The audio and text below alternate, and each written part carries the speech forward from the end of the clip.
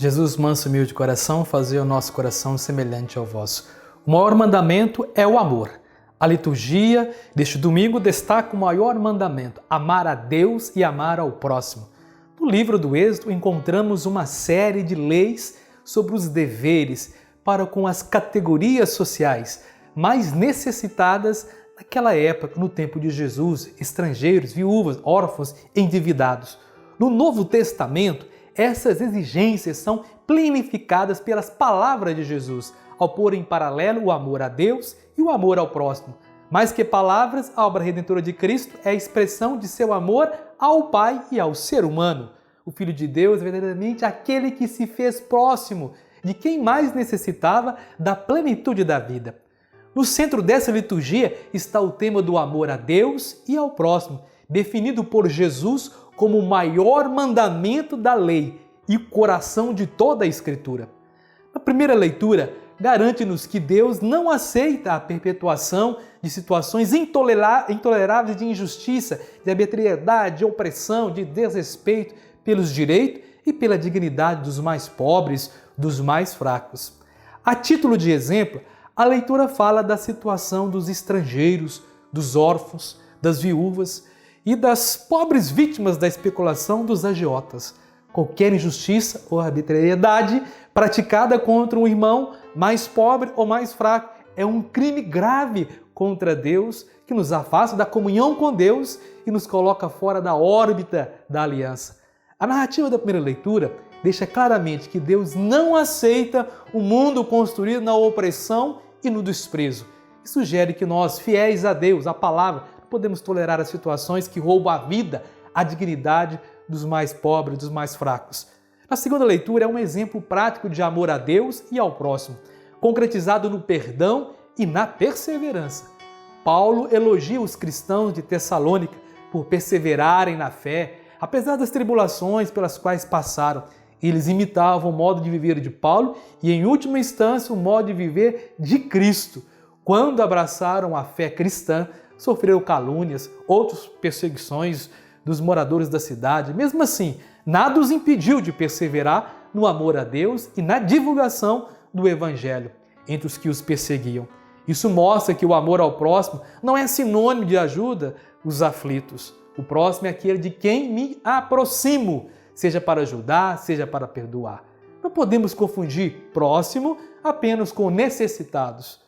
Os cristãos de Tessalônica eram alegres, apesar das perseguições, não sentiam uma alegria superficial como a que brota de um coração vazio, de sentido ou sedento por diversões.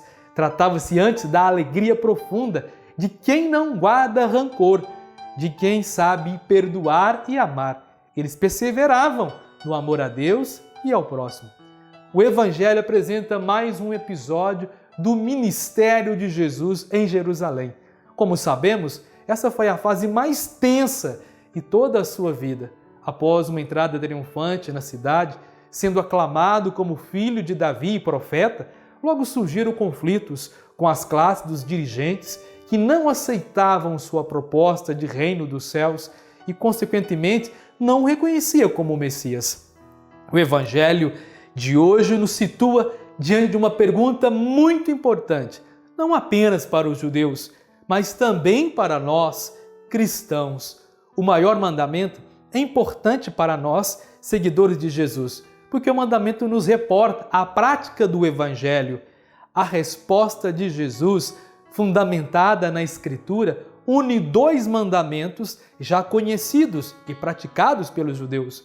O primeiro é amar a Deus, Deuteronômio 6, versículo 5, que resume a vocação própria de Israel, a razão de sua existência.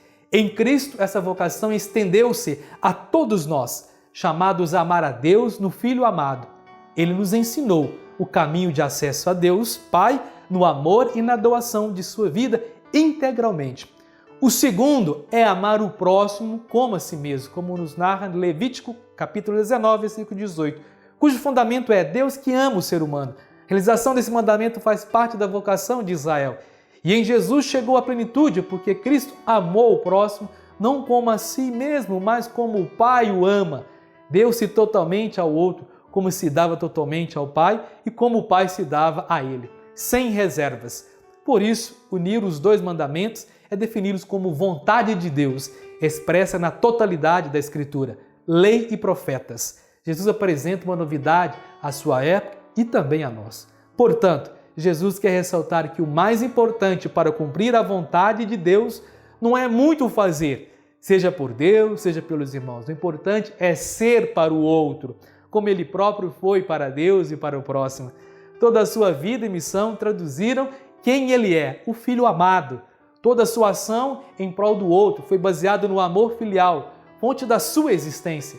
Toda a Escritura, lei e profetas, testemunhas que a realização da vontade de Deus está no cumprimento do duplo mandamento de amar a Deus e ao próximo.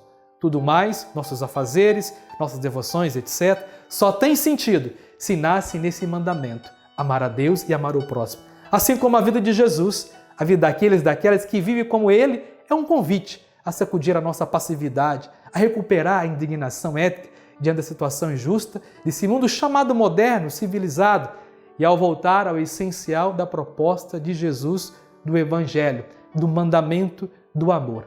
Amar a Deus sobre todas as coisas e o próximo como a si mesmo. Somos capazes de avistar no rosto do irmão o rosto de Deus? Fica aí essa pergunta para nós. Convido você a compartilhar essa homilia com seus amigos e amigas nas redes sociais. Vamos juntos evangelizar. Inscreva-se no nosso canal, dê seu like, comente, compartilhe com seus amigos. Sejamos homens e mulheres do bem, comprometidos com o Evangelho de nosso Senhor Jesus Cristo. E que Deus nos abençoe de sempre, Ele que é Pai, Filho e Espírito Santo. Amém.